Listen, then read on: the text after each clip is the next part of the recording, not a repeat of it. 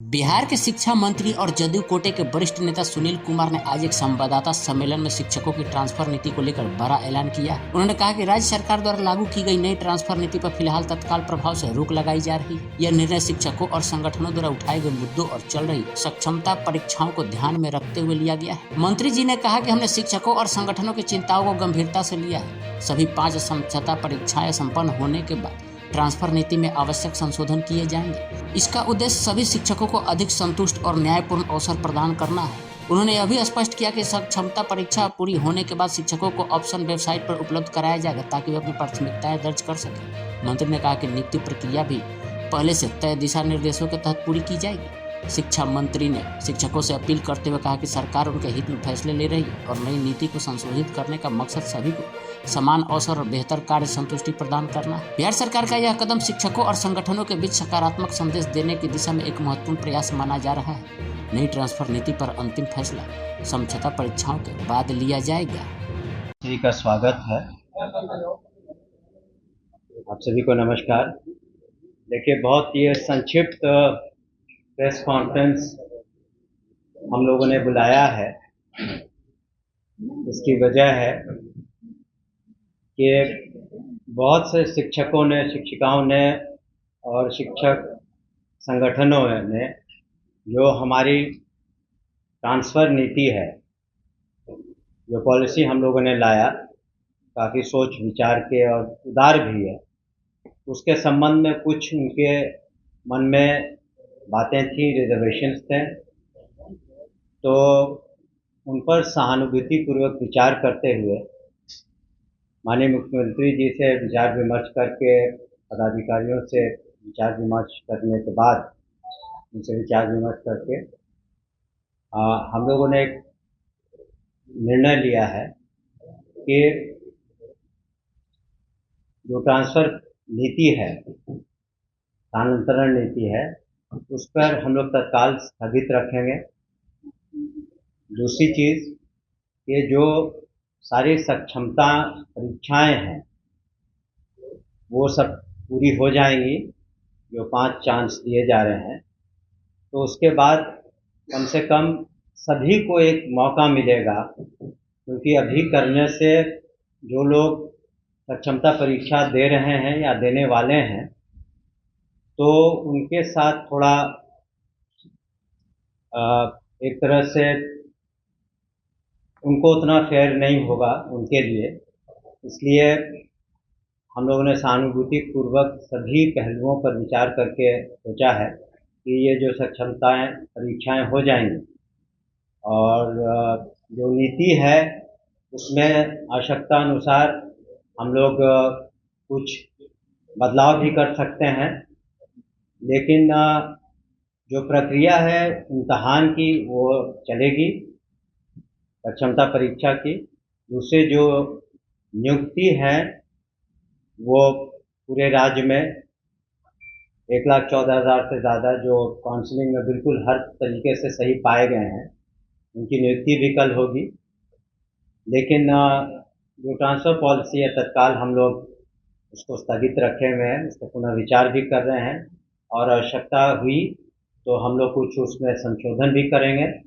लेकिन उसको, जैसा कि पूर्व में हमने कहा है कि माननीय मुख्यमंत्री ने भी उसको उदार रखने के निर्देश दिए हैं और हम लोग भी उसको उदार रखेंगे और सोच विचार करने के बाद वो लोग फिर उसमें जो लोग नियुक्त होंगे और सरकारी सेवक होंगे, वो लोग जहाँ पर हैं वहीं पर तत्काल रूप से अपना ज्वाइनिंग देंगे।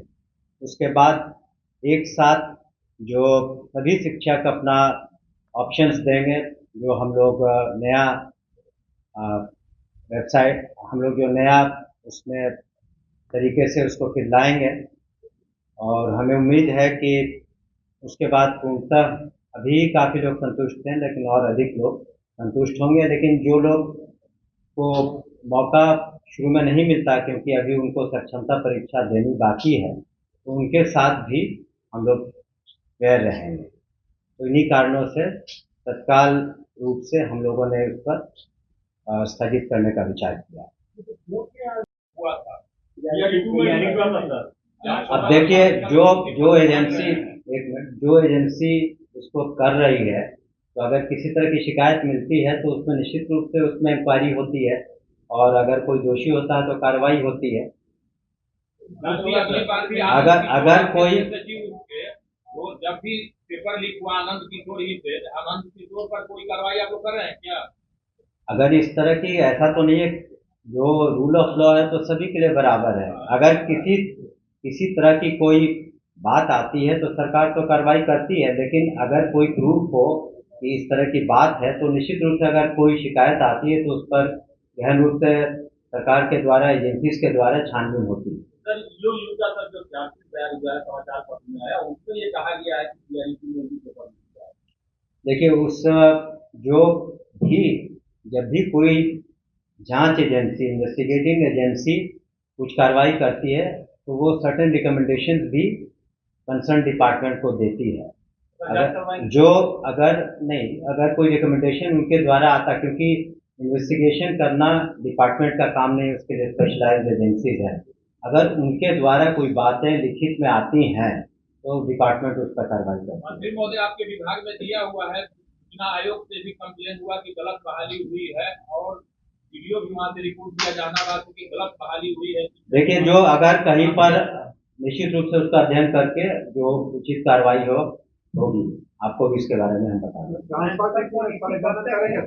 ट्रांसफर नीति का जहां तक प्रश्न है, हमने कहा ना, चूंकि कई संस्थाओं ने और ऑर्गेनाइजेशंस ने कुछ अपने बातों को रखा और कहा कि जो ये नीति है इसमें कुछ और चेंजेस की आवश्यकता है, कुछ उसमें व्यवहारिक कठिनाइयां हैं, तो कुछ बातें उनकी सही लगी हम लोगों की, इसलिए हम लोग पुनः उनसे विचार करके और पुनः इसको और लाएंगे सभी के सामने, और ये निश्चित रूप से शिक्षकों के हित में होगा।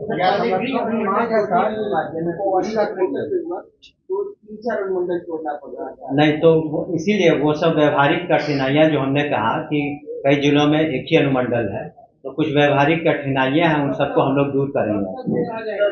वो जब ये हमने शुरू में ही कहा कि जब पांचों सक्षमता जो उनको चांस दिया जाएगा उसका रिजल्ट आ जाता है, क्योंकि अगर कुछ को आप मौका देते हैं, जो लोग जैसे कि कल नियुक्तियां होंगी तो कुछ तो शेष रह जाएंगे, तो उनका जो उनकी जो मांगे हैं हो सकता है कि वो उसमें खत्म हो जाए फर्स्ट लॉट के साथ।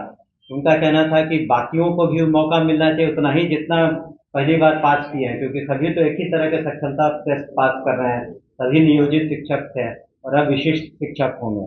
एक सवाल है सर यहाँ पर कि यदि 5 बार क्षमता परीक्षा हो, देखिए, जहाँ तक हमें पता है, हमने कोर्ट का ऑर्डर तो नहीं पढ़ा है, लेकिन मुझे बताया गया कि वो उसमें जो पेटिशनर थे उनको कुछ रिलीफ दी गई है, लेकिन पूरी तरह ट्रांसफर नीति पर या नियुक्ति पर इस तरह की कोई कोर्ट का आदेश नहीं है जो मुझे बताया गया, लेकिन पूर्णतः कोई रोक नहीं है किसी भी तरह की।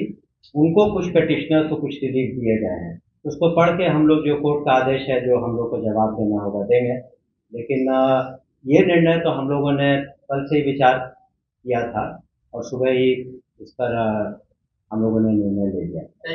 नीति नहीं बनेगी कि बनेगी, इसमें चेंजेस होंगे। हमने कहा कि ज़्यादा संभावना जो नीति बनी है उसमें कुछ संशोधन आवश्यकता अनुसार जो मांगे विभिन्न संगठनों ने उठाई हैं, या शिक्षकों ने या पुराने शिक्षकों ने, नए शिक्षकों ने, तो निश्चित रूप से जो बातें थी कि जो असाध्य रोग हैं या महिलाएं हैं या फिर हस्बैंड वाइफ, वो सब बातें तो रहेंगी। इसके अतिरिक्त भी अगर कोई आवश्यकता हुई, हम लोग समझते हैं कि पठन पाठन और कितनी सहूलियत शिक्षकों को हो सके, तो वो हम लोग देंगे।